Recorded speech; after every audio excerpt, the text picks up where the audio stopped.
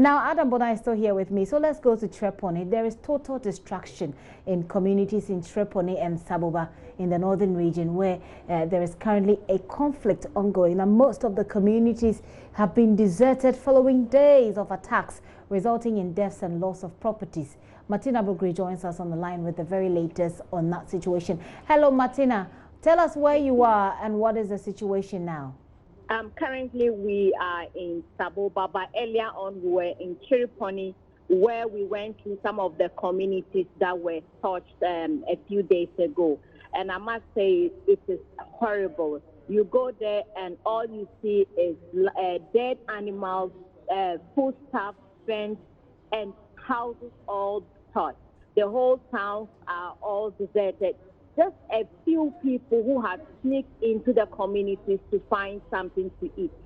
I spoke to Pinaba JJT. He says that for days now he has not ate anything, and so had come into the community to see if he would find something to eat, and hadn't had anything yet, and didn't even know when the next meal was going to come. Now you come to where the conflict started, and it's so much deserted. Total destruction. There is nothing that people can take after the destruction. We are currently in Saboba, where the Northern Regional Minister and his team, Rexec, are meeting with elders of the area to see how they can resolve these matters. And I must say that this similar happened last year, but it wasn't severe as it has happened this year. And so they are trying to build the bridges and ensure that they have a lasting solution to it so that it doesn't reoccur. The Northern Regional Minister said they are going to hold a peace conference on Thursday in Tamale, where various stakeholders would gather and they will gather ideas on how to end these hostilities. It's quite sad, Martina, but thank you very much for that update there. Has the tour by the minister ended already so far? Meeting with the elders as we speak. Okay. Martina, we'll come to you after this meeting and get some more updates on that. But Martina Bugri there joining the minister who is touring the area, Chereponi, to find out, the level of devastation. Now, as you can see in those pictures, Mr. Bona, this is quite devastating. It's and to think that it happens in a place where, poverty is still is a big deal. An area stricken by poverty over the years to be going through this devastation at this time. I'm wondering what your assessment has been of the situation so far. Gifty, it's sad when you see an area that you want to say everyone there is poor.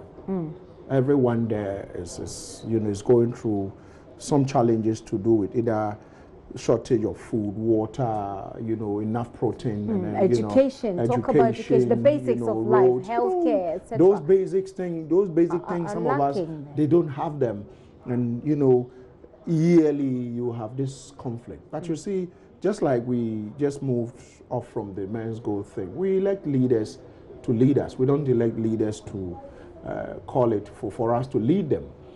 Take, what do you call it, if you remember 2016, there was a conflict there, I think in April, over some issue that has to do with tributary to what you call it, the Oti River of a sort.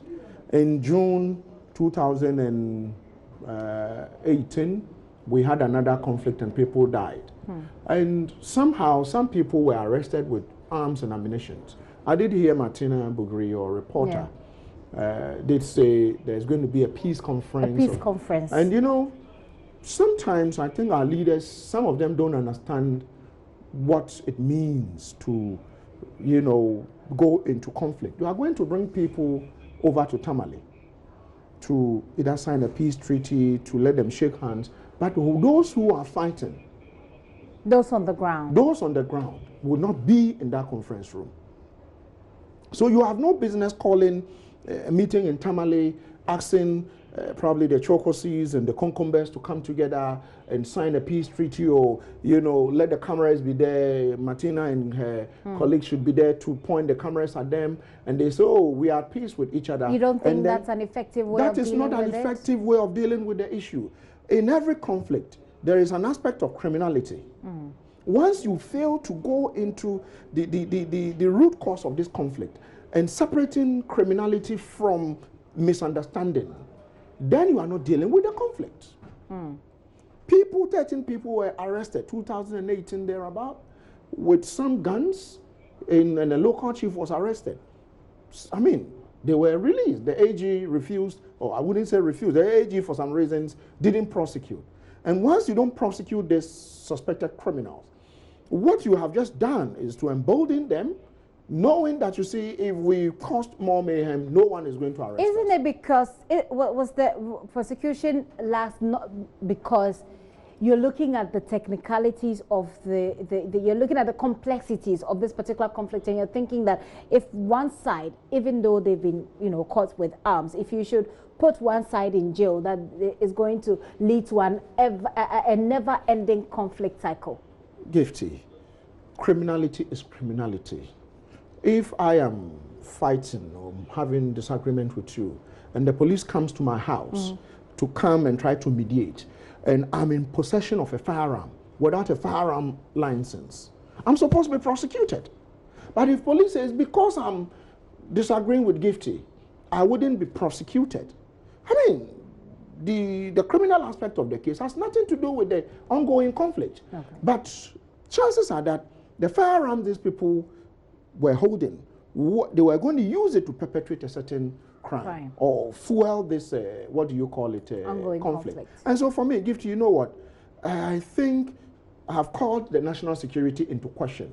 Most of this conflict we see, we have super, staff working within the BNIs and the rest. But to be honest with you, most of them are probably not properly resourced. They are there in the offices. They are just there. I mean, and this has been going on since the holidays. I mean, I don't know what your expectation as a security expert and as a citizen of Ghana would be, whether you want to hear from the Interior Minister, whether you want to hear from the Defense Minister. We've not really heard from them. I think there was there was the Interior Minister. We've heard from the Interior Minister where a curfew, but beyond the curfew, imposed. would you expect to see anything else, any further action taken by these officers? I think beyond that, I was expecting to see, visuals or probably the airborne military officers in Tamale being dropped in, because these areas are remote. And so before vehicles get there, we have the military plane that could drop people. So I think I'm told, reliably informed, that they've dropped a lot of, military officers in some of these areas. And so for me, I just think that once we don't have intelligence on why people would start a conflict and at what point they will start conflict, then chances are that we are not able to stop it in its tracks before, it spills over. And so I would again want to call on the Minister of National Security to, if he doesn't have the resources, he should let Ghanaians know that I lack the resources to put intelligence officers on the ground. So that you see, because when you see the military moving, it's usually temporary. When you see the police moving, it's temporary. But intelligence officers moving into an area, they could be there for as long as, anyone who understands these things. But unfortunately, it happens and we don't know how it happens, and we go back signing treaties and calling for meetings. For me, what we are seeing, the distractions we are seeing, Gifty, is despicable. And so for me, I'm hoping that we are able to get to the root cause of the conflict. I'm sure you know, as we speak, we have various theories about why these people are fighting. But we haven't really been told why they are fighting. So we need to get to the roots. It could be about something that is needless, misunderstanding. Because the recent conflict had to do with some little misunderstanding. And we understand over an acre or 2 acres or so of land. Quite unfortunate. But Mr. Bona, we thank you so much for your time this afternoon and your patience. Adam Bona there is a security expert. We've been engaging his thoughts about whether or not there is a potential security threat in what's happening with the men's good aggrieved customers. We've also been taking his thoughts on what's happening, the latest that's happening in Chereponi, where we showed you videos about the devastation that has been brought to bear on that particular part of the town following the ongoing conflict there. Mr. Bona, thank you very much once again.